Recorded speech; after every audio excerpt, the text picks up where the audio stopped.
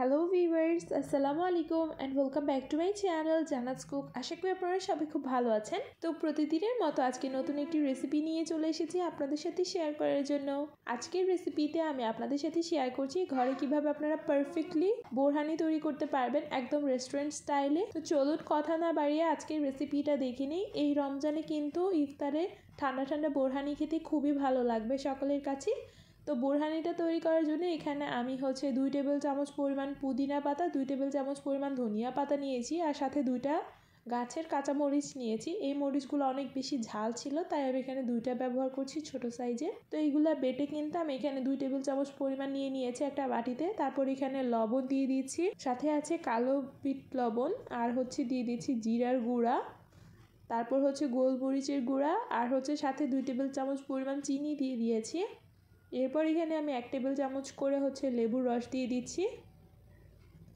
ভালো করে মিক্সচারটা একটু মিক্স করে আমি যে বাটিটার মধ্যে পুদিনা পাতা বেটে নিয়েছিলাম সেই বাটিটা ধুয়ে আমি এখানে পানি দিয়ে দিয়েছি 1/4 কাপ। তারপর এগুলোকে ভালো করে মিক্স করে চিনিটাকে একদম গুলিয়ে নিব, আর বাকি প্রিপারেশনটুকু করে নিচ্ছি।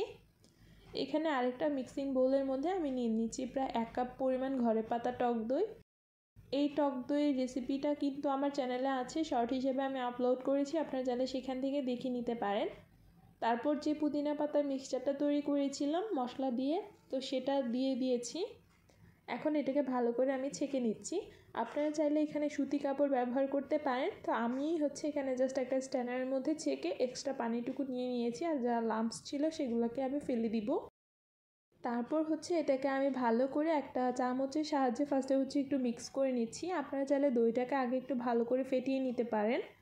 তো আমি এটাকে একটা চামচের সাহায্যে ফার্স্টে একটু মিক্স করে তারপর একটা হ্যান্ড উইস্কের সাহায্যে ভালো করে এটাকে ফেটে নিচ্ছি। এটাকে অবশ্যই কিন্তু একদম ভালো করে লাম্পস ফ্রি একটা কনসিস্টেন্সিতে নিয়ে আসতে হবে। তারপর এখানে আমি প্রায় 1 কাপ পরিমাণ পানি দিয়ে দিয়েছি। আমি এখানে 1 কাপ দইয়ের মধ্যে 1 কাপ পানি ব্যবহার করেছি। আপনারা যদি বেশি পাতলা করতে চান সেক্ষেত্রে আর একটু পানি দিতে পারেন, কিন্তু 1 কাপের সাথে কিন্তু 1 কাপই পানি অ্যাডজাস্টেবল।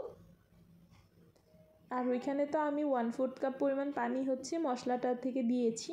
তো এই পানির কনসিস্টেন্সিটা দেখতে পাচ্ছেন। তো এই তো খুবই অল্প উপকরণে কিন্তু ঘরে একদম হোটেল স্টাইলে কিন্তু বোরহানিটা তৈরি হয়ে গিয়েছে। আশা করি আপনাদের কাছে অনেক ভালো লেগেছে। কেমন হয়েছে অবশ্যই কিন্তু কমেন্ট করে জানাতে ভুলবেন না। রেসিপিটা ভালো লেগে থাকলে লাইক শেয়ার করে অবশ্যই আমার চ্যানেলটাকে সাবস্ক্রাইব করবেন। আর এই ইফতারে কিন্তু ঠান্ডা ঠান্ডা বোরহানি খেতে খুবই ভালো লাগবে, কারণ সারাদিন রোজা রাখার পর 1 গ্লাস ঠান্ডা বোরহানি হলে তো আর কিছুই লাগে না। তো আশা করি ভালো লেগেছে, কেমন হয়েছে জানাবেন। আজকের মতো সকলের সুস্থতা কামনা করে আজকে এখানেই বিদায় নিচ্ছি। আল্লাহ হাফেজ।